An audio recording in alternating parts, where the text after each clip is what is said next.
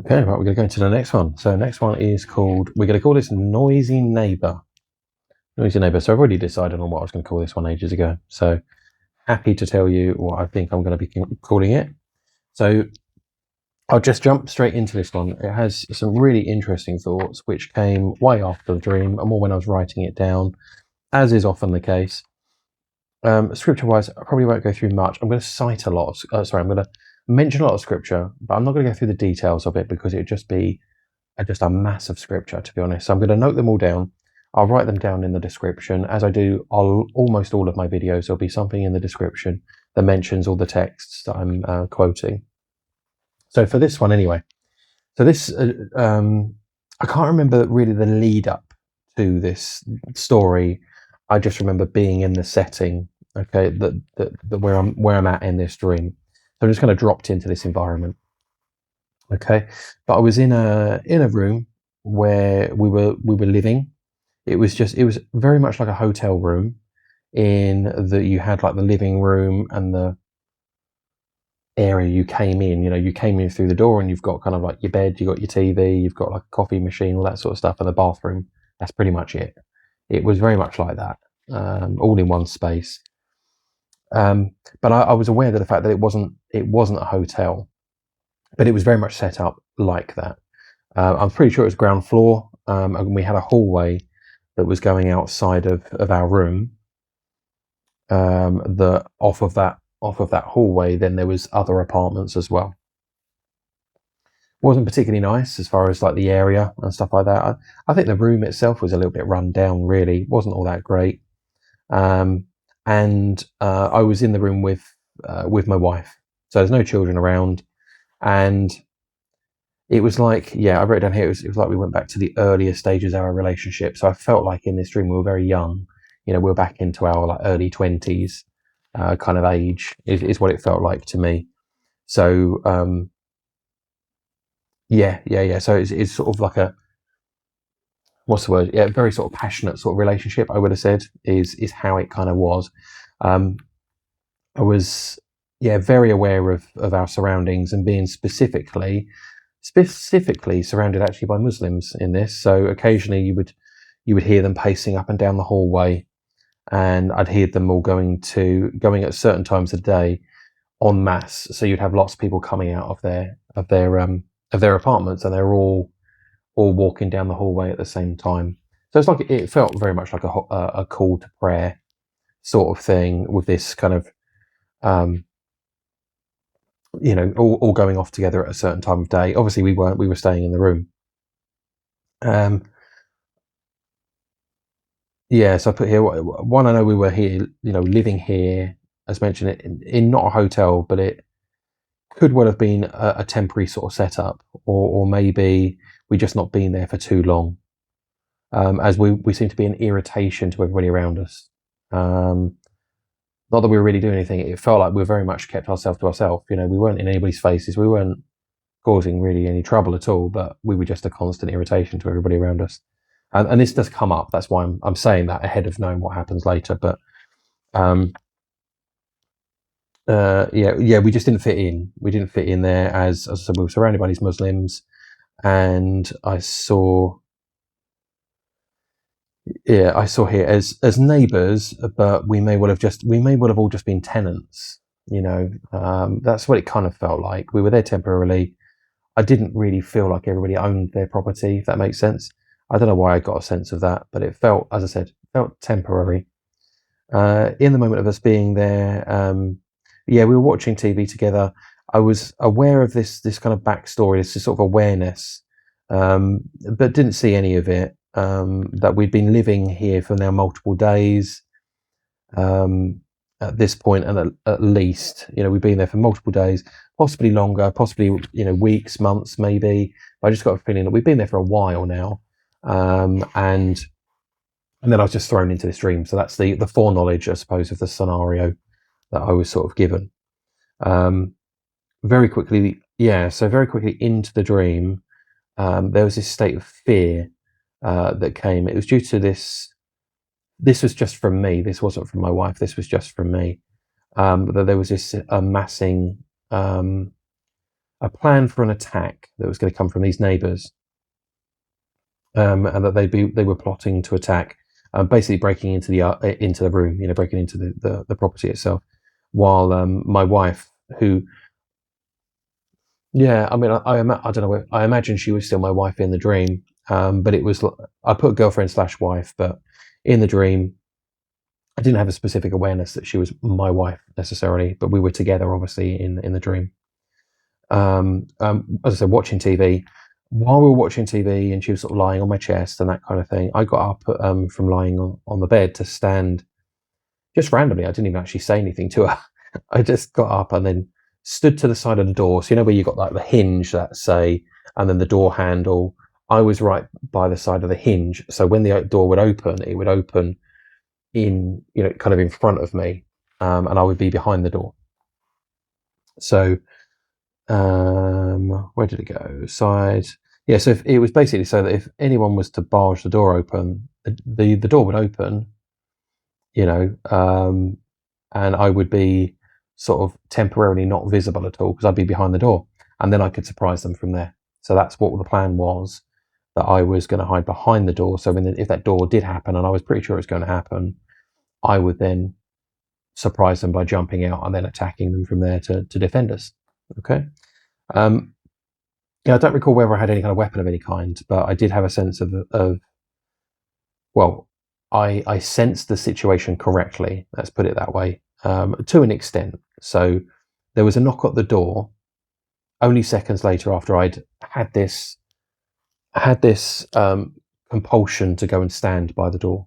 I wasn't told anything. I didn't have any visions of anything happening. I just had this kind of conviction of, you need to go stand behind that door because there's an attack coming. It's like I sensed a plot being put together, and I needed to be in a position where I could defend us. It was kind of what it felt like.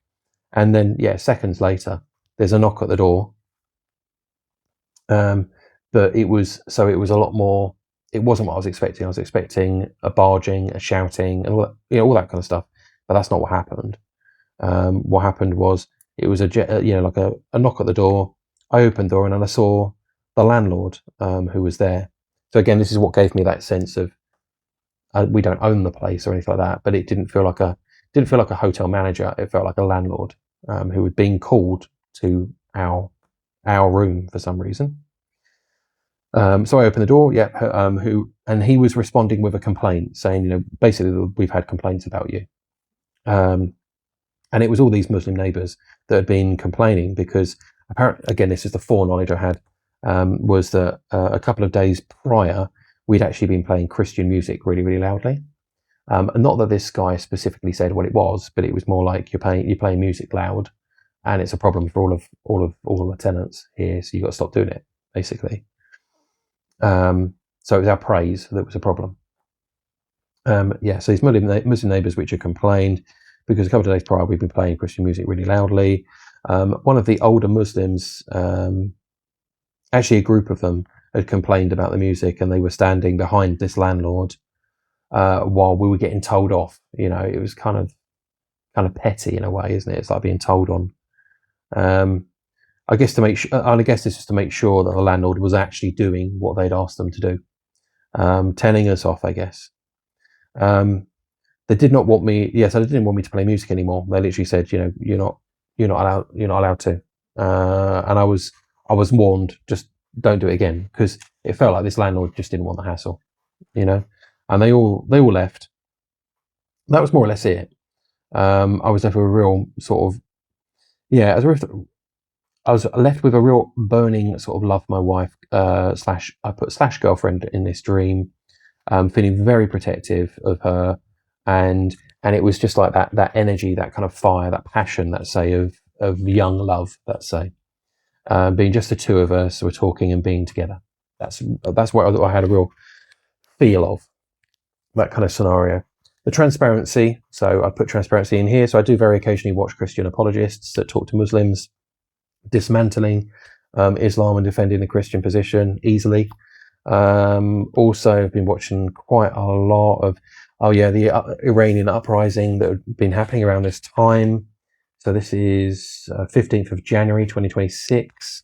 So So a lot of that stuff was going on. So I was thinking, is that the Muslim sort of connection maybe? But that said, I have been watching a lot of this kind of stuff, so Christian apologist stuff, let's say, not necessarily Iranian uprising, because obviously that's more of a recent thing.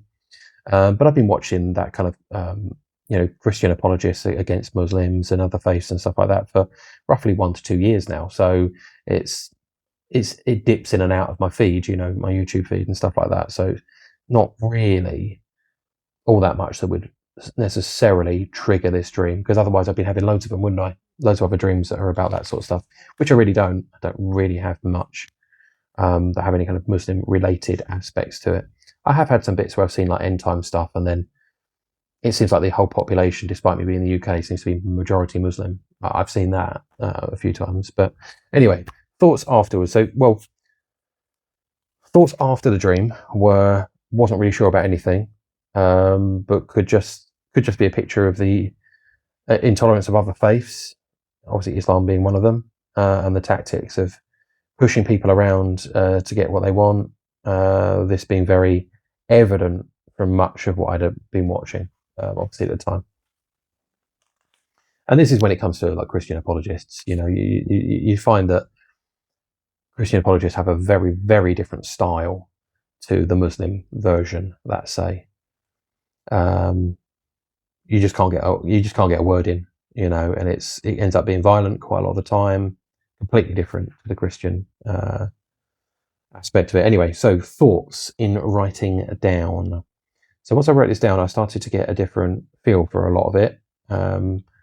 Just a bit more detail, I would have said. So I have a few completely new thoughts that came together. So could this represent kind of like a microcosm? So kind of like almost like a big thing, sort of taken down into a small sort of scenario.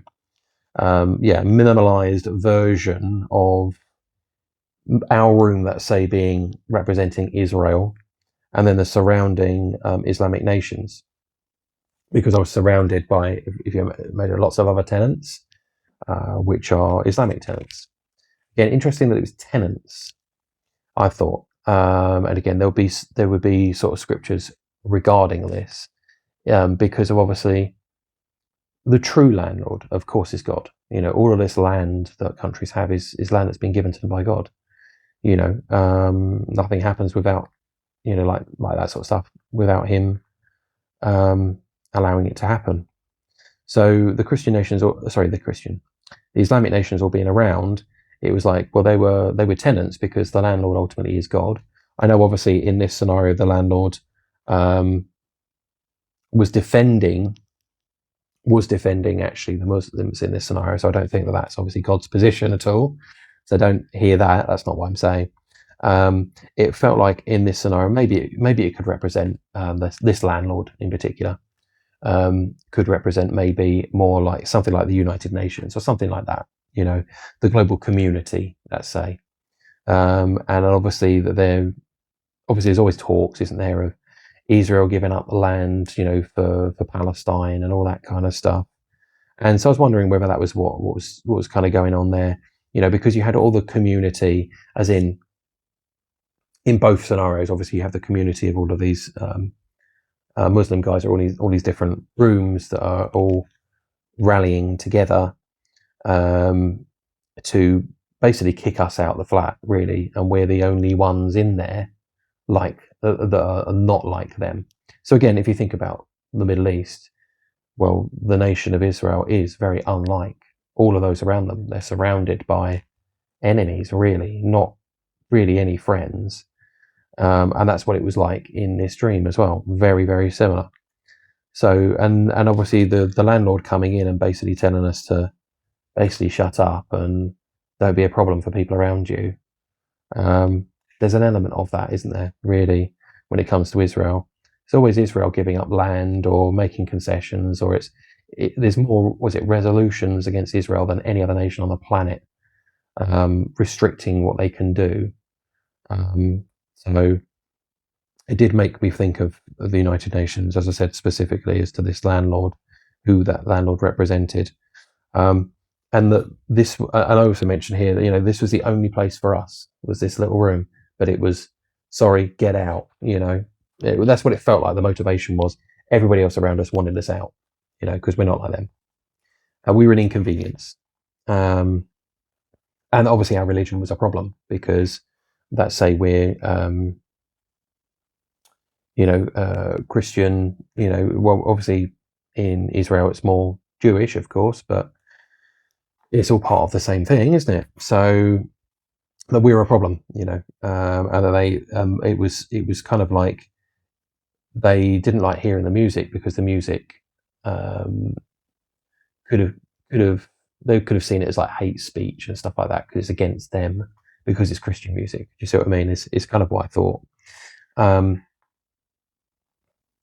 Yeah, and the other thing that was interesting about it, and I thought could again relate to certain things, was the other aspect was that I was obviously expecting an attack, and that's why I'm standing by the door and I'm ready to obviously defend myself, all that kind of thing, because I'm expecting violence is going to be the way that this room is going to be taken.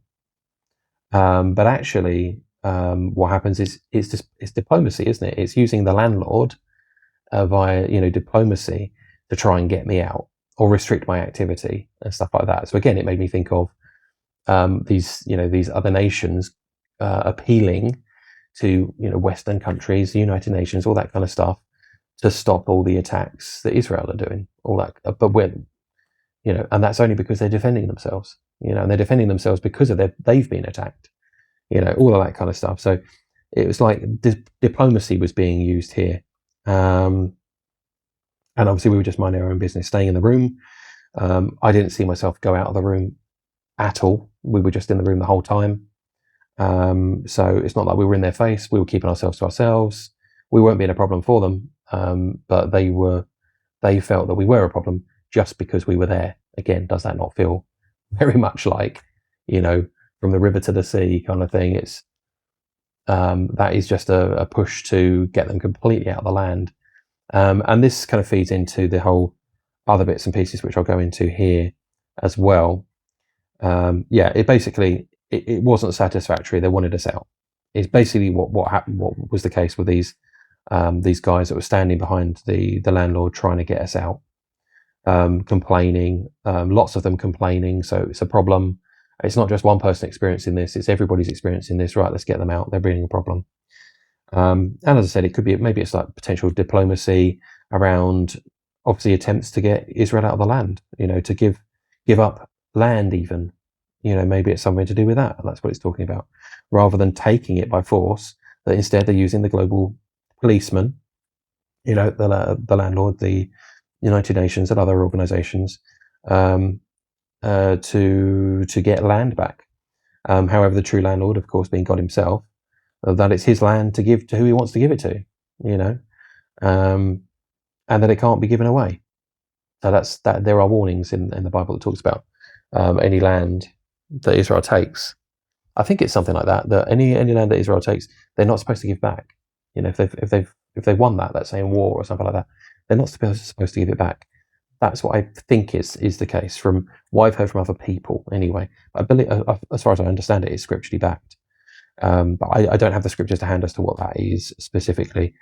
And then I just mentioned here about Israel's offered land for peace many times, and it's been rejected pretty much all the time, because that's not what they want. Well, they do. That is what they want, but they want Israel out the land entirely. It's not, here's a little piece of land and we'll be fine with that. It's no, we want you out completely. It's all or nothing. And so that's why all this sort of two-state solution, all this sort of stuff it's utter garbage, because it's been offered so many times before and it just keeps getting rejected, and probably will continue to be rejected, because that's not what they want. That's not the end game. But yeah, I just mentioned here. There are instances where land that's been conquered was given back. So I've put here, of course, that Israel did conquer land that they gave back to Egypt after. The Yom Kippur War of 1973. The Sinai Peninsula was given back in 1982 in the Land for Peace exchange. The Gaza Strip in 2005, and dismantling its 21 settlements, and it's 4 in that area, and it's 4 in the West Bank. Lebanon was given back in 2000 after being occupied for 22 years. Maybe this is pointing to something like that, land being given away for peace in the area, which then doesn't last, of course. We know it doesn't last. But there's obviously peace plans and stuff like that that are going on at the moment, and there's stuff around. There's definitely a lot of talk about Israel still giving up the land to appease that that part of the area that they're in. But yeah, we know it doesn't last. So also this young lovers aspect, this feel, and of being very protective, also made me think of obviously God's people and being very, very protective over them.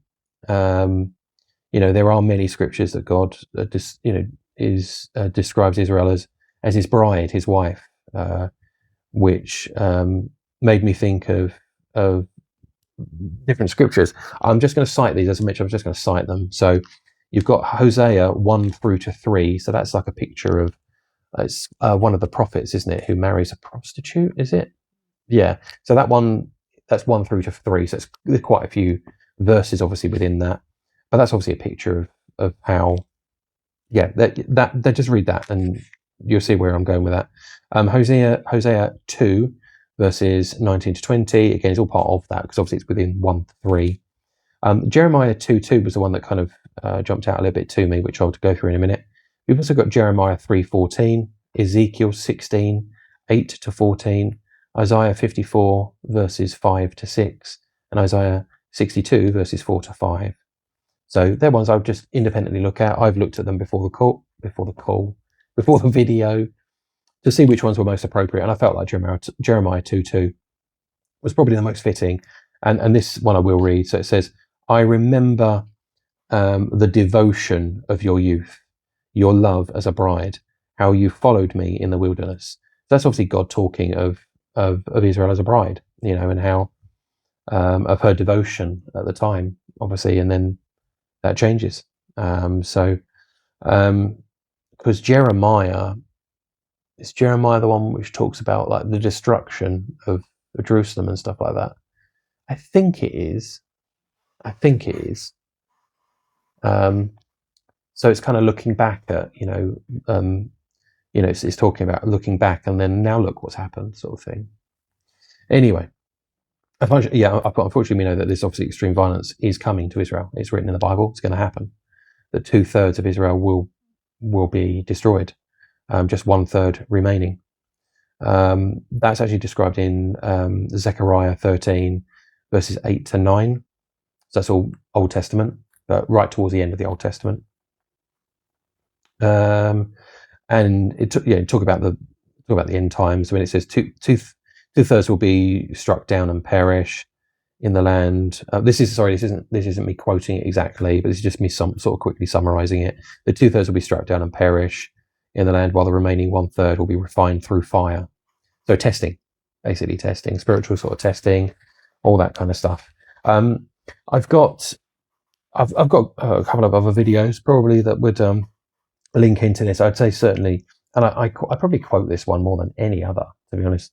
As far as the dream called Future Exodus, which actually is all about the people of Israel being evicted from their land, and it kind of shows walking along in this kind of wilderness setting, and then there's these teachers that they're surrounding themselves with that are teaching them things on the way, and there's a blood trail and things like that. So that is a really fascinating dream, that one. I really, really enjoy that one. I watched that one back actually, so quite a few times, because I really liked that one, because it had such interesting imagery right at the end. At the end of the dream, the dream screen, if you call it that, went completely black, and then there's this outline of a woman, and I sitting sort of cross-legged, and I came out of the dream, and it was just I heard slash sort of heard, but not audibly, but heard in my mind, woman, and it was just so basic, and that is explained in the dream. It's such a fascinating dream, that one. So that's really the end of this one. So really, I think it is talking about the nation, the nations around Israel, and and obviously how loved Israel is as a nation by God, and talks about. I mean, really, and I've said this many times before as well. Is the Bible, when you're reading it, you're reading a love story, really, to a certain extent, and you're just seeing all of the. You are literally seeing it from God's viewpoint of, the nation of Israel slash Judea. They split at times. It splits into two kingdoms. I often refer to them as the children of Israel, just for not there not being any confusion. But you just see that there's this ongoing, constant love and attention that obviously God gives the nation, and they're constantly rebelling, all the time rebelling. With going after other gods and stuff like that. And it's so frustrating when you're reading it, actually, and you're just like, again, you've done it again. A new king's come in and they've decided to put up all these altars everywhere, and now we're killing our children. Brilliant. What are you doing? Yeah, and a lot of the time it's bringing in the nations around them, and bringing them in as queens and stuff like that, and then they cause all sorts of problems. But it's because they're not guided by God. A lot of them all these problems. Obviously, all these problems come from not being guided by God and seeking other gods. All these fake gods, which again I imagine are probably fallen angels that are seeking worship. I say fallen angels. I mean, fallen angels were technically locked up, but this would be like more what we call like the Nephilim, which are kind of like half human, half angels that died, and they're just in this no man's land. They're demons, basically. That's what we refer to as demons, are really called the Nephilim. There were giants and all sorts of monstrosities that came from angels breeding with humans. So yeah, that's an interesting thing to even look into, to be honest. There's quite a lot of stuff around that you can look into, but a lot of that goes into details more beyond the canon of Scripture. So I think it's Genesis 6, isn't it? I think it's Genesis 6 that talks about angels breeding with humans. But yeah, there's other scriptures. Book of Giants. Obviously, got the Book of Enoch, First Enoch. I would suggest there are that second and third. I think it is Enoch, but which I've got. It started to get a bit weird. But First Enoch felt very much more in keeping with a lot of the other stuff that you read in the Bible, but second and third didn't so much. So I just kind of left that, and I heard that was written hundreds of years after the Bible and stuff like that. I was like, whereas First Enoch was before Christ. Anyway, that's where I will leave this one. Okay, right. I hope you found that interesting. That is the aim, and the aim is to point you to Scripture at all times, to get you into the Bible, really. Start reading the Old Testament. Don't just sit in the New Testament. I think there's no value in the Old Testament. There's stacks of value in the Old Testament. Really, really interesting stuff there. Yeah, I'll leave that there, and I'll do another one. I guess probably not today, to be honest. Probably get something done another day. Yeah, see you on the next one.